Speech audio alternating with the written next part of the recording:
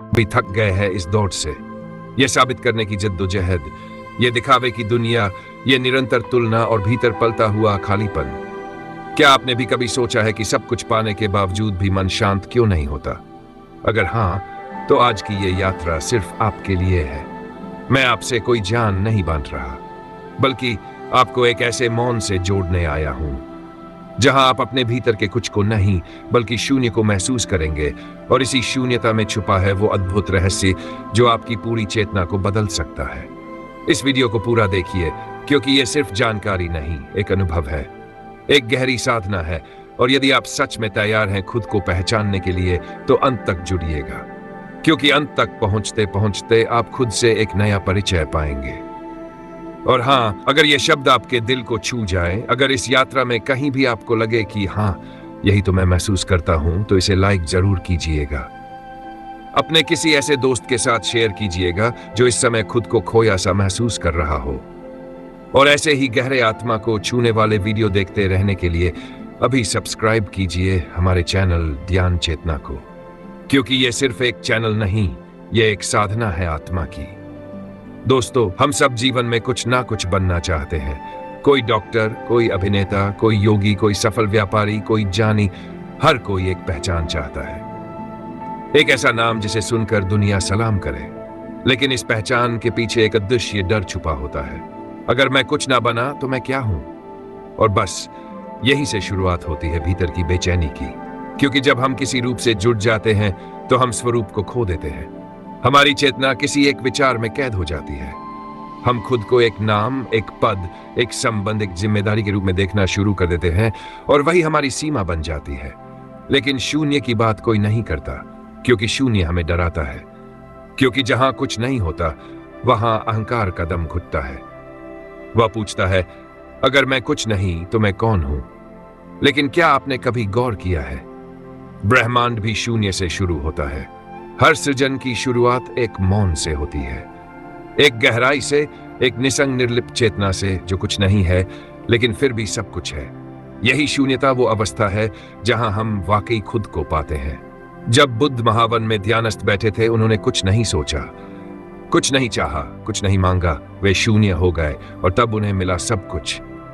यहां शून्य का अर्थ नकारात्मकता से नहीं है, बल्कि यह उस पूर्णता से है जिसमें कोई मैं नहीं बचता, कोई आग्रह नहीं, कोई प्रतिरोध नहीं, बस एक साक्षी भाव, एक मौन दृष्टा जो सब कुछ देखता है लेकिन कुछ नहीं पकड़ता। आप कहेंगे, क्या हम जीवन के संघर्षों से भागे? क्या हम कुछ ना करें? नहीं, जीवन में कर्म तो होगा ही, लेकिन जब आप शून्य से कर्म करेंगे तब आप बंधेंगे नहीं। आप एक नर्तक की तरह नाचेंगे, लेकिन नृत्य में खो नहीं जाएंगे। आप बोलेंगे, लेकिन शब्दों में अटकेंगे नहीं। आप पाएंगे, लेकिन पाने का अहंकार नहीं होगा। यहां शून्य का मतलब है वह भीतरी मौन जो हर कर्म के पीछे होता है, वह गहराई जो विचारों के पार है। जब आप उस जगह से जिएंगे तो आपकी उपस्थिति ही सबसे बड़ी ऊर्जा बन जाएगी। अब आप सोच रहे होंगे, क्या यह संभव है? क्या मैं भी शून्य में बन सकता हूं? हाँ, बिल्कुल हो सकता है, लेकिन उसके लिए आपको छोड़ना पड़ेगा अपने विचारों की पहचान, अपने नाम की पकड़, उस भूमिका की मोह जिसमें आप अब तक खुद को डालते आए हैं। आपको एक बार अपने मन से पूछना होगा, अगर मुझे कुछ ना कहा जाए, कोई नाम ना मिले, तो क्या मैं खुद को जान पाऊंगा? यही प्रश्न वही द्वार है जिसे शून्यता की यात्रा शुरू होती है।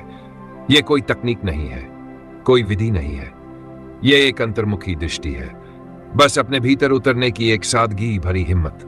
जब आप एकांत में बैठते हैं, आंखें बंद करते हैं और धीरे धीरे सारे विचारों को गुजर जाने देते हैं, बिना उन्हें पकड़े, बिना उन्हें रोके, तब आप धीरे धीरे उस मौन के पास पहुंचते हैं जो आपका असली घर है। और वहां आपको ना कुछ करना होता है, ना कुछ बनना होता है, वहां केवल होना होता है। और यही होना, वही बीइंग सबसे बड़ी शक्ति है। यही वह जगह है जहां ब्रह्मांड आपकी ओर मुड़कर देखता है, जहां आपको कुछ मांगने की जरूरत नहीं पड़ती, चीजें अपने आप खींचने लगती है, क्योंकि जब आप कुछ नहीं होते तभी आप सब कुछ बन जाते हैं। इसीलिए कहा गया, शून्य बनो, सब कुछ पालोगे। ये कोई कविता नहीं, ये ब्रह्मांड का नियम है। जैसे नदी समुद्र में मिलकर अपनी पहचान खो देती है, लेकिन उसी मिलन में वह अमर हो जाती है, वैसे ही जब आप अपने सीमित स्व को छोड़ते हैं, आप अनंत में समा जाते हैं। और उस अवस्था में जीवन आपको वह सब कुछ देना शुरू करता है जिसकी आप कभी कामना करते थे। लेकिन अब आप उसमें उलझते नहीं, क्योंकि अब आप केवल पाने वाले नहीं बल्कि साक्षी है, दाता है, स्रोत है। आप सोच सकते हैं, लेकिन इस दुनिया में रहकर जहां हर तरफ अपेक्षाएं हैं, जिम्मेदारियां हैं, लोग मुझे एक रूप में देखना चाहते हैं, वहां शून्य कैसे बनूं? हाँ, यह सवाल स्वाभाविक है, क्योंकि हम एक ऐसी दुनिया में जी रहे हैं जहां तू क्या करता है, यही सबसे पहला प्रश्न बन चुका है। लेकिन शायद इसी में सबसे बड़ा रहस्य छिपा है।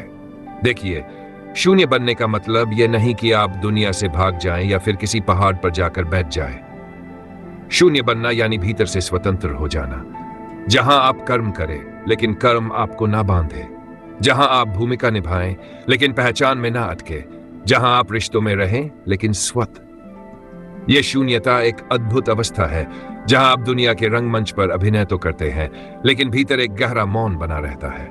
जैसे राम एक राजा थे, कृष्ण एक सारथी भी बने और गीता का उपदेशक भी, लेकिन दोनों ही भीतर से एक महान शून्य की झलक थे, जिन्होंने सब कुछ किया लेकिन कभी बंधे नहीं। और जब आप बंधते नहीं तो आपको खोने का डर भी नहीं होता, और जब खोने का डर नहीं तब आपके भीतर से ऐसी ऊर्जा निकलती है जो पूरे ब्रह्मांड को आकर्षित करती है। आपने लॉ ऑफ अट्रैक्शन के बारे में सुना होगा कि जो आप सोचते हो वही आप पाते हो। लेकिन क्या आपने महसूस किया है कि जब आप किसी चीज को बहुत ज्यादा चाहते हैं तब वह और दूर जाती है? क्यों? क्योंकि उस चाह में एक कमी छुपी होती है, एक कमी का कंपन, वाइब्रेशन, और ब्रह्मांड उसी कंपन को पकड़ता है। लेकिन जब आप शून्य हो जाते हैं, जब आप भीतर से पूर्ण हो जाते हैं, तब आप कुछ मांगते नहीं, फिर भी सब कुछ मिलने लगता है, क्योंकि अब आपके भीतर कोई अभाव नहीं है, केवल उपस्थित चेतना है। अब आप सोचेंगे, क्या यह आसान है? नहीं, यह सरल है लेकिन आसान नहीं, क्योंकि सबसे मुश्किल होता है छोड़ना। हम छोड़ नहीं पाते अपना दर्द, अपनी पहचान, अपने पुराने अनुभव, अपनी बनाई हुई छवि। लेकिन क्या आपने कभी उस पक्षी को देखा है जो उड़ने से पहले अपने घोंसले को छोड़ता है? वह जानता है, अगर मैं सुरक्षित रहूंगा तो उड़ नहीं पाऊंगा। ठीक वैसे ही, अगर आप भीतर के पुराने विचारों के घोंसले में अटके रहेंगे तो चेतना कभी उड़ नहीं पाएगी। आपको हर उस चीज को छोड़ना होगा जो अब आपके विकास में बाधा बन रही है, चाहे वह आपकी सोच हो, रिश्ते हो, अहंकार हो, या फिर वो डर जो कहता है अगर मैं कुछ ना रहा तो क्या रहूंगा। और तब जैसे जैसे आप इन परतों को हटाते जाएंगे, आप भीतर उतरते जाएंगे। एक बिंदु पर पहुंचकर आपको एहसास होगा कि शून्य कोई लक्ष्य नहीं है, यह तो हमेशा से आपके भीतर था, बस आप ही उसके ऊपर बहुत सारे पर्दे डालते आए थे। जब वह अंतिम पर्दा गिरता है तब भीतर जो मौन फूटता है वही सबसे बड़ा प्रकाश है। यही वह क्षण होता है जहां साधक ध्यान से नहीं, ध्यान साधक से होता है।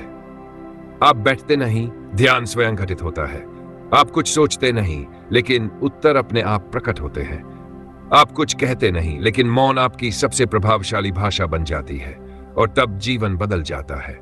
अब आप जीवन को रोकते नहीं, चलने देते हैं। अब आप दुख से लड़ते नहीं, उसे देखते हैं और वह अपने आप गल जाता है। अब आप रिश्तों को पकड़ते नहीं, केवल प्रेम से बहते हैं। और सबसे बड़ी बात, अब आप खुद को सिद्ध करने की दौड़ से बाहर आ जाते हैं। अब आप बनते नहीं होते हैं। और इसी होने की अवस्था को ही योशियो ने कहा साक्षी भाव।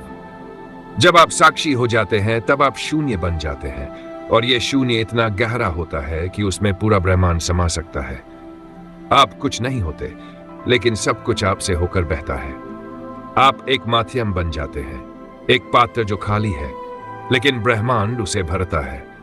जैसे बांसुरी खुद कोई ध्वनि नहीं निकालती, लेकिन जब वह खाली होती है तभी कृष्ण उसमें से राग छेड़ते हैं।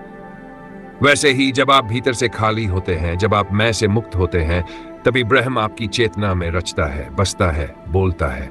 और यही वह बिंदु है जहां साधना का अंत नहीं बल्कि उसकी शुरुआत होती है। अब जीवन एक तपस्या नहीं, एक उत्सव बन जाता है।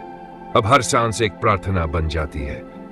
अब हर क्षण में ब्रह्मांड की उपस्थिति महसूस होती है। और इस सब का मूल क्या है? शून्यता, जिसे दुनिया कुछ नहीं समझती है। वहीं से सब कुछ का आरंभ होता है। जब एक साधक शून्यता में उतर जाता है तब वह केवल जीवन को देखता है, बिना हस्तक्षेप किए, बिना निर्णय किए, बिना अपेक्षा के। उसकी आंखें अब केवल बाहरी दृश्य नहीं देखती, वह अब आत्मा की दृष्टि से देखता है,